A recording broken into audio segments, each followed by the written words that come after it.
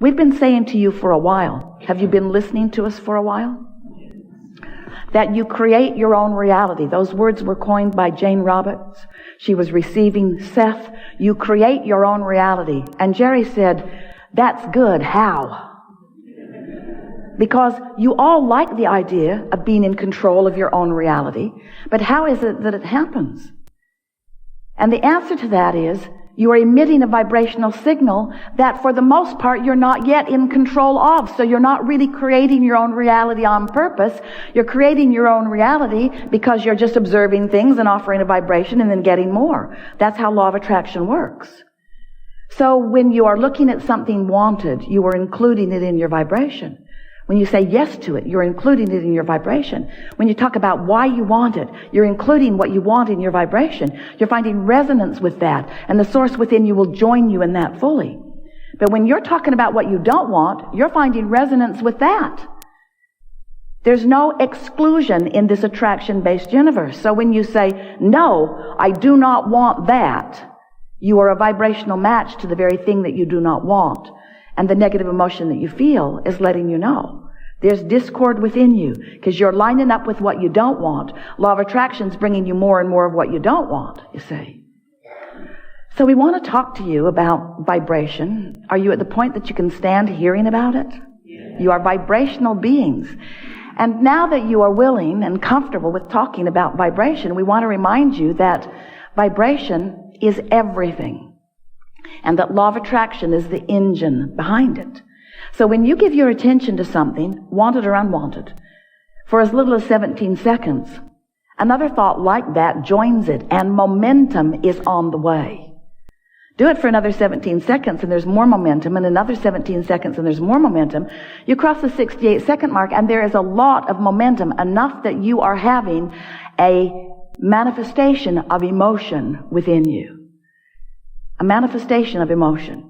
Don't you think it's fair to call emotion a manifestation? Since you feel it. It's visceral. You can really feel it. You can feel it. Esther knows she's in the wrong movie when she's got her jacket over her head.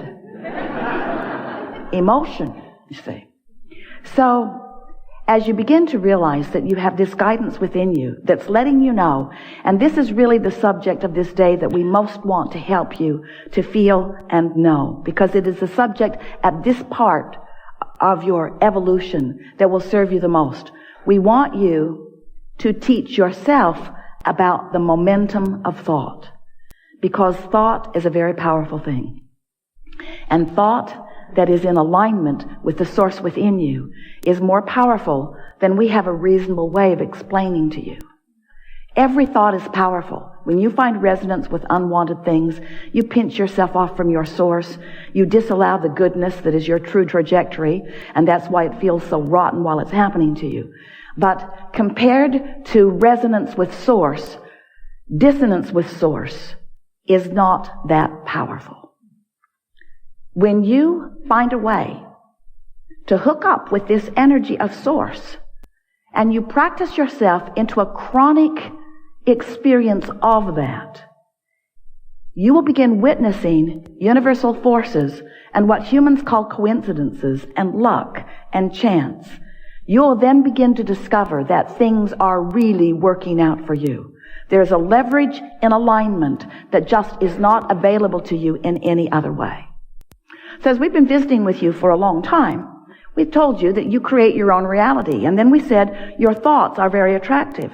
And then we said it's important for you to pay attention to what you're thinking about. And then we said to you, when you know what you don't want, you always know what you do want. So why not begin thinking about what I do want part of it rather than what I don't want part of it? And you said, Abraham, go away. I don't want to listen to you anymore. Because while in theory that is nice to think about, in practicality it's not the easiest thing to do if there's plenty of momentum going. If you've been practicing a thought, that's what a belief is. A belief is just a thought you keep thinking. So by the time you've thought something long enough that you believe it, and after all, why do you believe it? You're not dummies. Why do you believe it? You're not believing it because it hasn't proven itself to you. In fact, the opposite is true. You believe it because it has proven itself to you. Esther argued with us, Abraham, but it's true. It's true. Why would you tell me not to think about that thing that is true? and we say there are a lot of things that are true that you want, and there are a lot of things that are true that you don't want, we'd pick between them, just like the food buffet. We would choose between them. So, as we visit with you here today, we want to talk about this momentum, and we want to bring you to the place of really understanding that when you are in vibrational alignment with who you really are, when you've practiced yourself into that vibrational frequency so that you are predominantly there, that's when you actually begin to live your life in the powerful, co-creative way that you've intended. That's when true life begins for you in the way that you planned. That's when you really get on the trajectory that you intended when you made the decision to come here to begin with. So, over time, we said to you, you create your own reality and you get what you think about whether you want it or not. And then we began to explain to you that when you know what you don't want, you launch a vibrational rocket of what you do want. Now, that was never a very satisfying conversation for you, because we're talking about rockets that you can't really see, going into what we began to describe as the vortex. Oh, that was fun. The vortex of creation. It was such a good concept, such a good way of explaining to you. We wrote a whole book about your vortex, saying to you, get into your vortex, get into your vortex. Because when you've launched a rocket about what you want, and you've done it and done it and done it and done it and done it, there is a reality, a vibrational reality that is ready to reveal itself to you in full manifestational form. But you've got to be a vibrational match to what you're asking for. If you're asking for more money, you can't feel not enoughness and realize the money that you've got lined up for yourself. You see how that works?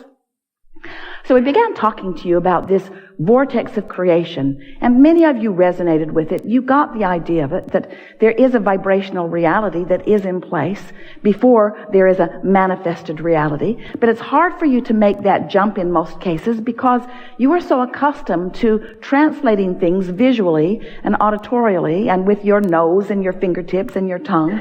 You're so good at that when we talk about a vibrational reality that you cannot see and that you cannot hear and that you cannot smell or taste or touch, it wasn't as real as you wanted it to be. And then we began to explain, but you can feel your way into it. When you're happy, you're there. When you feel elation, you're a vibrational match to what's in there. And if you can keep it up, if you can keep the momentum going in the direction of what you want long enough, and it's not that long, if you can hold yourself in vibrational steadiness with who you really are and what you really want, a momentum will ensue that will be realized by you in full manifestational form, so that in time, everyone around you will be able to witness the manifestation that has moved from the vibrational reality into what you want to call reality. You don't want to call it reality until you can sleep with it or spend it or eat it or live in it or drive it. In other words, we get it. You want it to be about your spaces and faces and places. We get that. But we want you to understand, we've said this to you for so many years, on so many occasions, that everything that everybody wants, no matter what it is, whether it's a material object or a relationship or a state of being or a pile of money, a circumstance, an event, everything that everybody wants is for the singular reason that you believe you will feel better in the having of it. And we want to remind you here today that not only will you feel better in the having of it, we can't even find words to explain to you how glorious clarity is, how wonderful it is to be chronically connected to this stream of well-being. So now we have another way of explaining it to you. So the vortex, which is the vibrational reality, which some of it you're allowing yourself to live and some of it not, this vortex has enough in it to keep you busy for 20 or 30 lifetimes. So if you can relax and expect good things to come to you, then more of the things that you've defined begin to flow specifically into your experience. It's such a nice thing. So we began describing to you that you've got to prepare yourself for the content of the vortex to reveal itself to you. You've got to be on the same vibrational wavelength. If you set your radio dial on 101 and expect to hear something that's being broadcast from 98, you don't hear it, do you? The frequencies have to match up. So your vortex is set on a high frequency. If you set yourself on a lower frequency because you're mad at that guy or irritated about that or disappointed about that or lonely about that, you have lots of reasonable excuses. We just don't think that you should argue for them so much. So as you hold yourself in vibrational difference from the vibration that is in your vortex, then you disallow yourself the full manifestation of it. So we began talking about your point of attraction. What is your point of attraction? What is your right now, in this moment, in every moment, relationship with what you've created, with what's actually in the vortex? Well, you can tell by the way you feel what your relationship is, but you can also tell by how things are turning out for you. So we began describing this vibrational grid. It's like a vibrational state of being that will fill in with all of the details. It's like the framework of a house. First the framework goes up, and then eventually they put the roof on and the walls go in and more detail comes to it. But initially there's a sort of a grid-like structure, and we want you to be aware that you've got this grid-like structure going on all the time that you have control over, that most of you have not been exercising your control as much as you can, or even hardly at all, because you've been observers of things rather than determined that you're going to prepare a grid, a point of attraction that matches what's in your vortex. So as we began describing this point of attraction, this grid, reminding you that your emotions are your indicator of really where your grid is. So if you recall the conversations that we've had about the emotional scale, where there is despair or powerlessness, and there is revenge, and there is frustration, and there's hopefulness, and then there's love and eagerness and all of those things that feel so good, appreciation. So this emotional scale, we want you to now superimpose over this emotional scale of not feeling good to feeling really good, these spinning discs, your point of attraction. So Esther began thinking to herself, what disc am I on? She'd say to someone, I'm on the ornery disc, so you might want to stay away. But the truth of it is, no one can stay away because law of attraction is so powerful, especially if there's momentum going.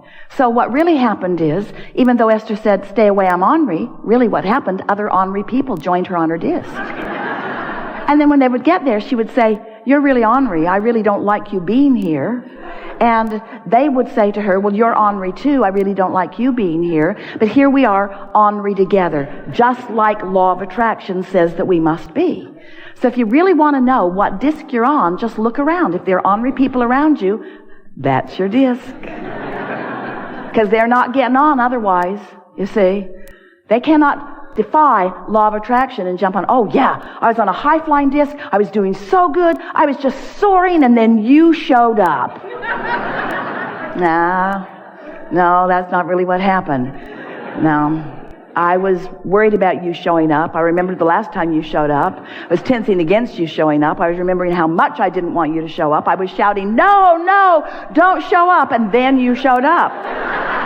That's really how it happened. In other words, law of attraction is a very powerful thing, you see. And so Esther started having fun with these discs. She said, Abraham, it's like the 7 dwarves. There's the happy disc, the grumpy disc, the passive-aggressive disc. She's up to about 200 dwarfs now, as she's finding all kinds of places in this range of emotions. But so we want to call your attention to your point of attraction. That's really what we want to talk about. Because if you will take it upon yourself as your conscious responsibility to choose the disc that you're on and then stay there deliberately by thinking about things that make it easier and easier for you to stay there, then you're going to start rendezvousing with more and more that makes it easier to stay there until you will have a momentum going that will keep you chronically, usually, often, most often on this high-flying disc. It's really, really wonderful to be on the high-flying disc, tuned in, tapped in, turned on, feeling clarity and passion and love and appreciation. Your view of the world from the high-flying disc is the view of the world that the source within you holds. That's who you're rendezvousing when you rendezvous on this high-flying disc. You're rendezvousing with source, and that's why you're so clear. That's why you're so funny. That's why you're so knowledgeable. That's why you feel so good. That's why you have so much vitality. That's why you feel tuned in, tapped in, turned on, because you are.